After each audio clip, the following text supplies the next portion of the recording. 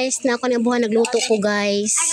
Ug pansit guys kay birthday sa akong pag-umangko na ako lower lukad guys. Na nagpansit ko guys. Uy, layo ka lang si Yardo. Nagluto ko kay birthday. Tapos nag-bacon fresh ra sila guys, ug manok. Adobong manok. Mora good guys silang handa. Cake ra dayon. So, pansit, guys. Paborito na sa kubana, guys, yung pansit. Wow. Oy, Jesus, kamot. Nirisi. Nirisi yun dong. So, pansit, pangpahaba ng buhay, guys. Tem sabi.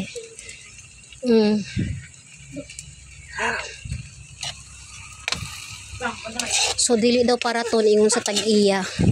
Kay naay mukaon na tigulang. Di siya ganahag parat guys. Pansit mo diha.